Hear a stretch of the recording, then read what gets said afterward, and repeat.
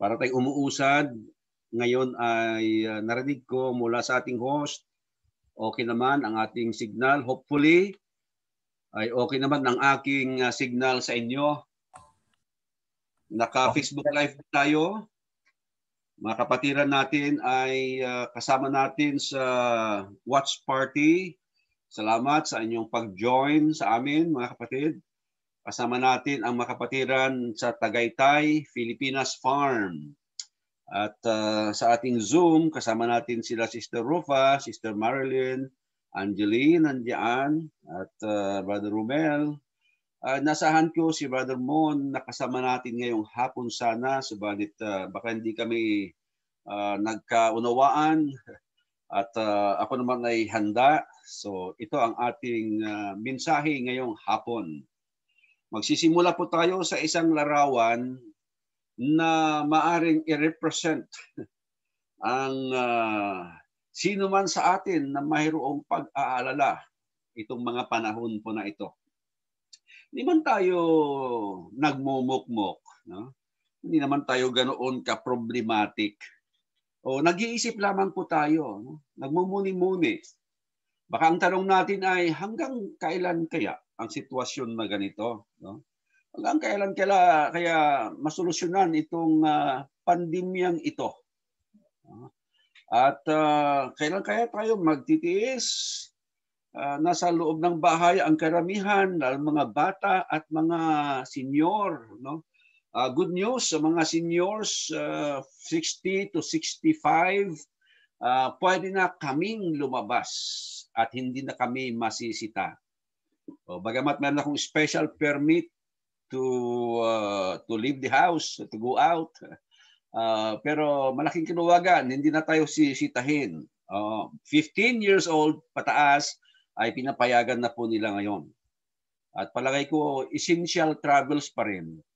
Pero ganoon pa man mga kapatid, no? Ano kaya ang future natin? Baka iniisip natin na ganoon, no? Kaya ating mensahe ngayon, no? Sa kalagayan po nating ito, ay ating nauunawaan tayo ng Diyos. Ang Panginoong Hesus ay nagkaroon din ng emosyon na nasa mababa na kalagayan. Nag-aalala din naman. Masasabi natin na makaka-relate siya sa bawat isa ngayon na nag-aalala sa kanyang kinabukasan. Kaya ating itong pag-aaralan, no? At ang ating katiyakan mga kapatid ay nasa Panginoong Hesus. Mauunawaan niya ang ating kalagayan ngayon. Nais nating pagtuunan ng pansin na ang Panginoong Hesus sa kanyang karanasan at katuruan tungkol sa kalungkutan, paghihirap, no? At pagtitiis. Bago po yon ay mayroong isang kwento na aking maalaala. Magkaibigan, ang isa sa kanila ay mayroong kanser. At binisita siya nitong kaibigan niyang malusog, nagkukwentuhan po sila at noong panahon na upang magpaalam yung kaibigang bumisita ay nagsabi ang may sakit, it's all right. Magiging maayos din ang lahat. Well, narinig ito ng kanyang may bahay at ang kanyang may bahay ay napahagulhol. At sinasabing, paanong maging maayos ang lahat? Alam ko naman, mamamatay siya. At totoo nga po, after 3 days ay pumanaw ang kaibigan na ito. At bakit kaya niya nasabi pa rin, it is all right? Mayroon pa rin siyang kapanatagan ng kalooban sabihin, oo, okay lang ako. Bagamat alam niya na siya ay mamamatay.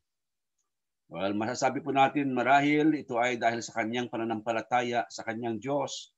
Mamamatay nga siya, pero okay lamang sapagkat siya naman ay secured sa piling ng kanyang Diyos. At tayo po ay nasa kalagayan ganito. Nag-aalala sa ating hinaharap. Pero okay lang. Mayroon namang nakakaunawa sa atin. Mayroon naman tayong kaibigan, ang ating Panginoong Hesus. Ang mga naranasan ng Panginoong Hesus ay magpapahiwatig sa atin na siya rin naman ay katulad natin dumanas ng mga pahirap. At sa mga talatang ating tutunghayan ay narito, no, ang kanyang mga naranasan. At pwede pa rin nating sabihin na maayos lamang ang buhay samantalang marami naman tayong paghihirap.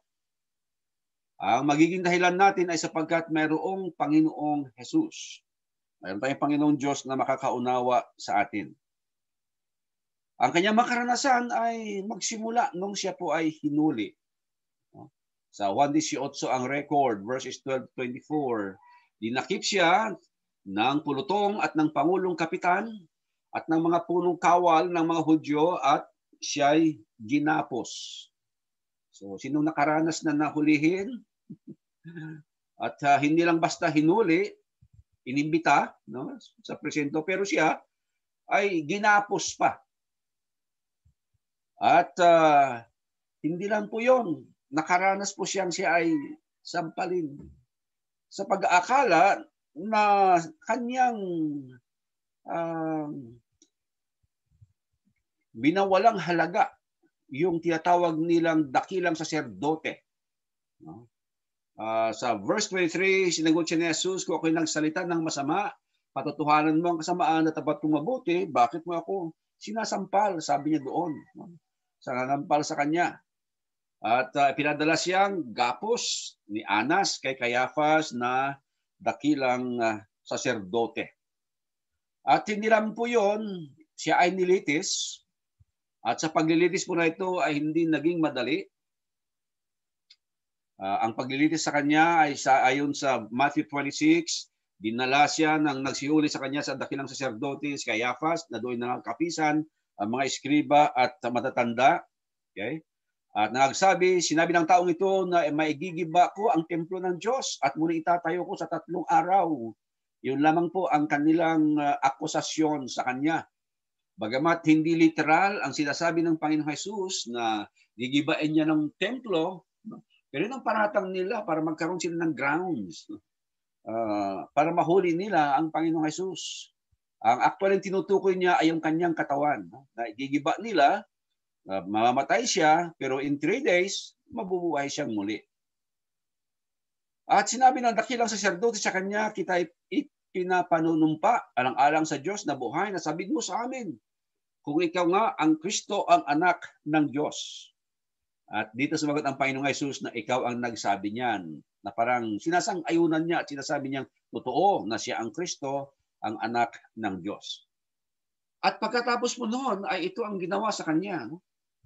Niloraan nila ang kanyang mukha at sa kanilang pinagsusuntok at tinatampal siya ng mga iba at niluloko.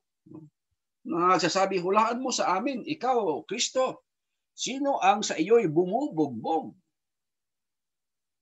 May lalarawan na po natin sa ating isipan kung ano ang mga pasakit na ginawa sa Panginoong Jesus. No? Ano kayo nararamdaman niya ng mga panahon po na yon? At dinala siya sa harapan ni Pilato. At dinala rin siya sa harapan ni Herodes. At ibinalik doon sa harapan ni Pilato. Ilang paglilitis sa mga ilang oras lamang at hinatulan ang Panginoong Jesus ng kamatayan doon sa cross. Bago po yan, ang lahat na pagkahuli sa kanya na siya litisin at hatulan ay sinasabi po ng Matthew 26 ang Panginoong Jesus ay pumunta sa halamanan ng Gethsemane. At dito niya hiniling sa Ama. No? At sa tagpong ito, ating maunawaan ang emosyon ng ating Panginoong Jesus. Verse 36 ng Matthew 26. Nang magkagayoy, dumating si Jesus na kasama sila sa isang dako na tinatawag na Gethsemane. At sinabi sa kanyang mga alagad, magsiupo kayo rito, samantalang ako'y pumaparoon doon at manalangin. At kanyang isinama si Pedro at ang 2 anak ni Zebedeo, at nagpasimula siyang namanglaw at nanlumong totoo. Nang magkagayoy, sinabi niya sa kanila, namamanglaw na lubha ang kaluluwa ko. Hanggang sa kamatayan, mangatira kayo rito at makipagpuyat sa akin. At lumakad siya sa dako pa roon at siya nagpatira pa at nananalangin na nagsasabi, Ama ko, kung baga maaari ay lumampas sa akin ang sarong ito. Gayunmay huwag ang ayon sa ibig ko, ngunit ang ayon sa ibig mo. Ito po yung sinasabi ko na nasa pinakamababang bahagi ng emosyon ang ating Panginoong Jesus. Ito ay nangyari gabi bago po siya hulihin. At katulad po ng ating nabasa na, narinig na, ang mga ginawa sa kanya ay totoo namang nagpakababa sa kanyang katauhan, no? Na sa sinuman na sa kanya gawin ang mga ganon ay tiyak manghihina at maaring maawa pa sa kanyang sarili. At bago nga po nangyari yun ay sinasabi ritong siya ay nanlumong totoo at namanglaw na lubha ang kanyang kaluluwa. At siya nga po ay pinawisan at dito ay inilarawan kung anong hirap ang kanyang dinanas emotionally. At para baga siyang isang bilanggo na nahatulan ng kamatayan na naka-schedule anong araw at anong oras ang kanyang kamatayan. Siya bilang Diyos ay alam niya po ito. No? At ang alam natin, ang kanyang suffering ay bilang taong lamang. No? At sa pagkakaalam ng isang tao sa araw at oras ng kanyang kamatayan ay sapat na upang matorture ang kanyang isipan. Kaya ganun na lamang ang panlulumo. Ang description, ang salitang ginamit po niya na namanglaw ng lubusan ang kanyang kaluluwa. Ang magandang balita, mga kapatid, sa kabila po ng ganoong kalagayan, ay nagsabi siya sa verse 53. Isang patunay na hindi siya iniwanan ng kanyang ama. Sinabi niya kay Pedro, inaakala mo ba na hindi ako makapamanhik sa aking ama? At padadalhan niya ako ngayon din ng mahigit sa 12 pulutong ng mga anghel? Akala mo ba iniwan ako ng ama? Hindi. Sa kalagayan kong ito, mali akong tatawag sa kanya at siya ay magpapadala ng saklulo ng libo-libong mga anghel at ako ay ililigtas sa kamatayan na ito. Yun ay kung iibigin niya.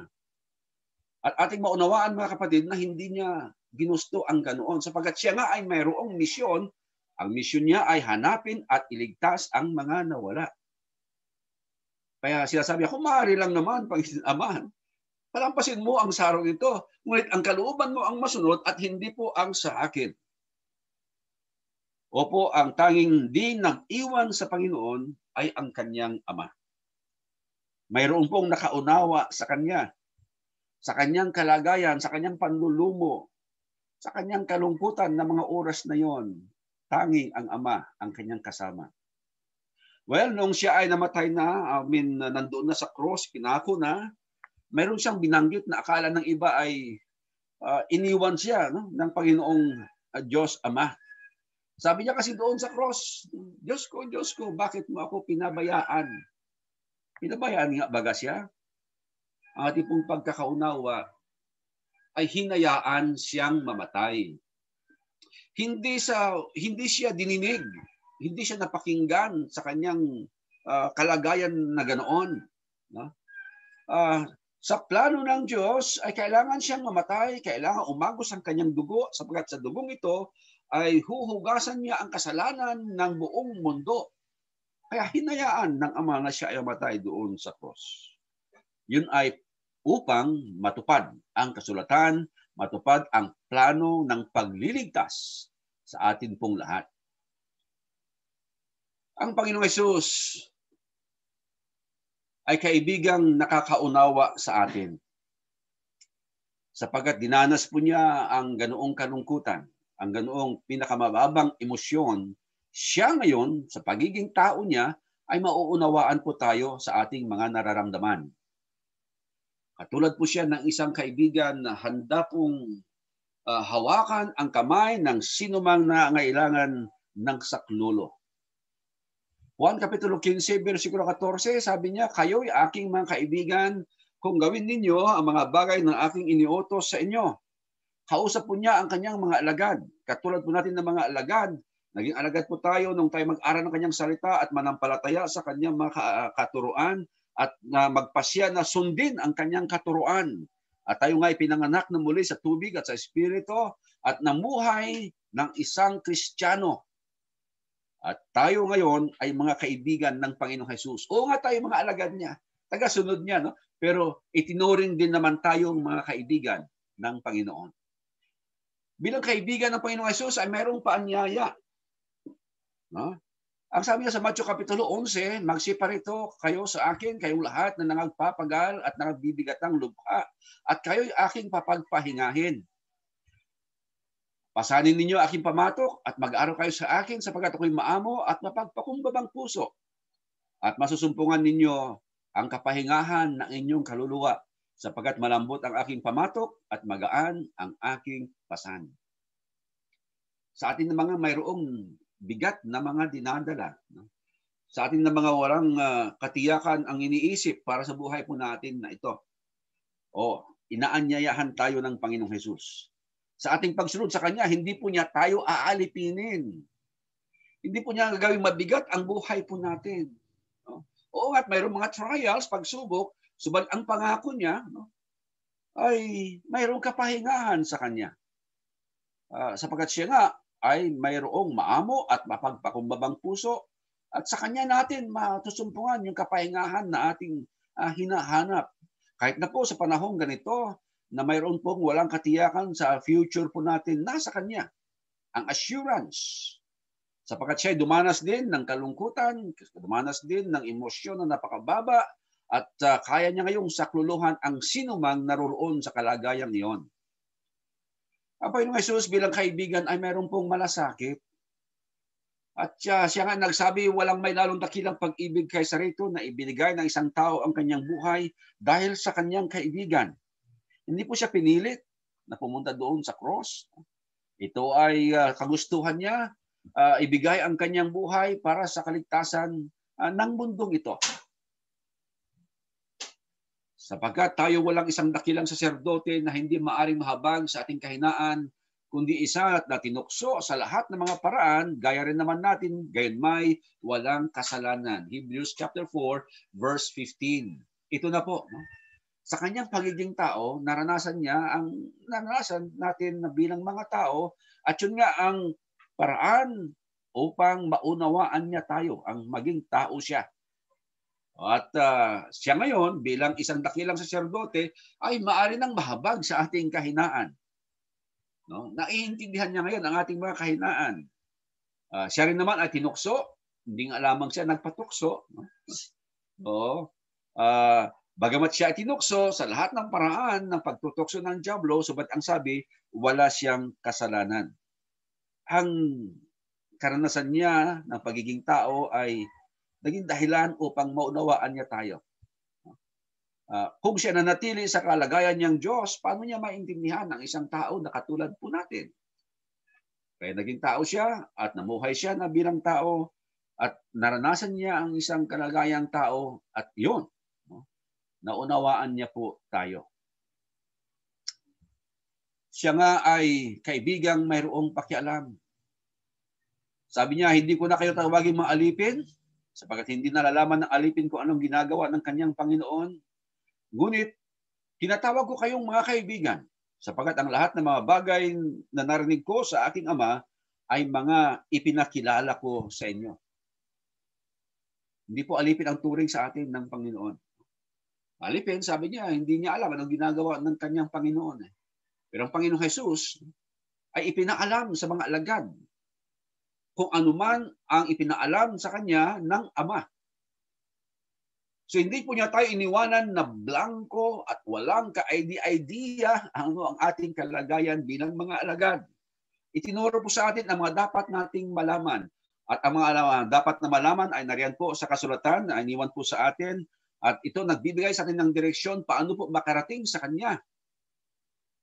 Kaibigan ang turing po sa atin at mayroon siyang pakialam po sa atin, mayroon siyang pagpapahalaga sa atin.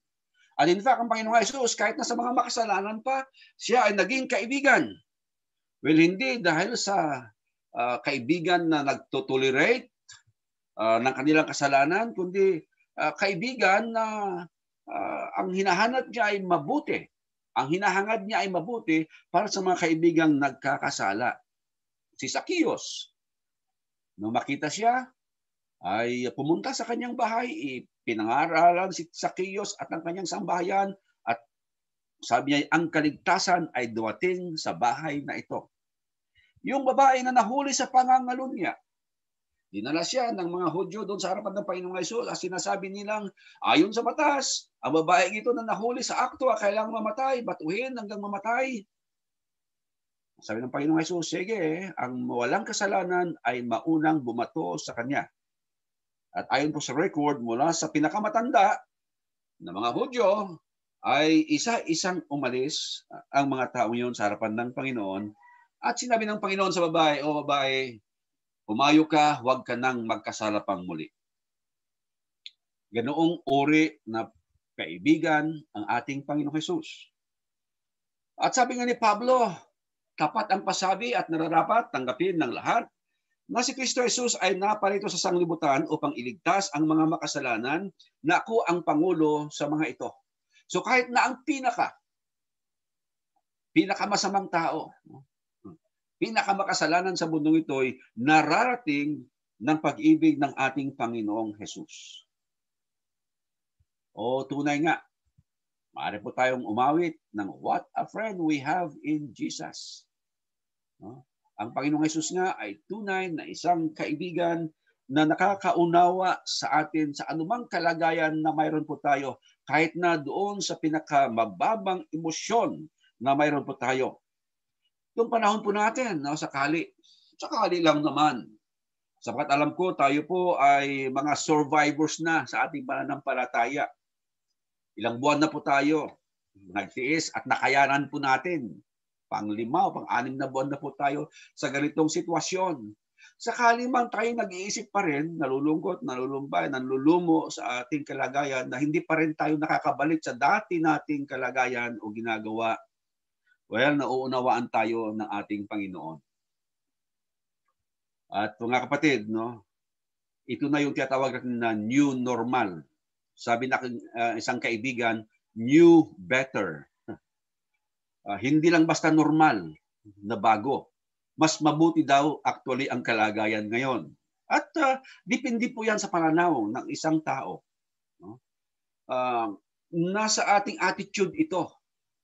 Alam nyo, makapag-isip tayo ng maraming mabubuting bagay actually kung tutuusin, Dati ay limitado yung ating numero sa pagsamba. Yun lamang nandoon sa chapel, ang ating napaglilingkuran. Pero ngayon, sa ating Facebook Live, mga kapatid, kahit makapatiran na sa ibang bansa, ay nakakapakinig, nakakasama natin sa ating pananambahan.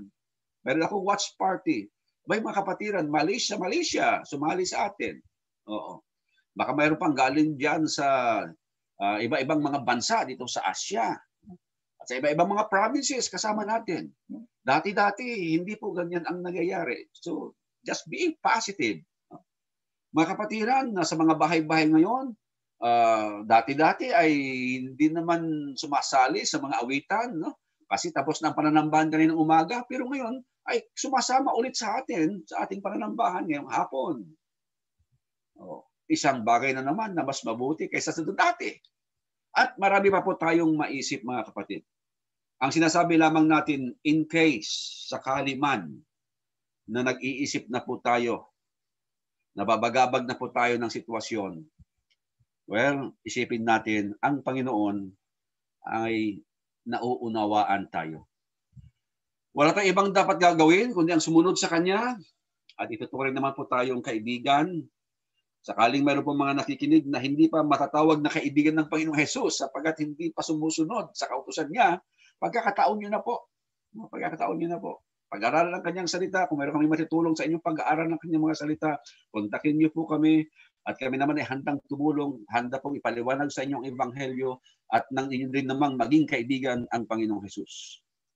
So ito po ang ating mensahe ngayong hapon po na ito, mga kaibigan, mga kapatid, dito sa Zoom at ganoon din sa Facebook Live. Maraming salamat at pagpalain tayo ng ating Panginoong Diyos.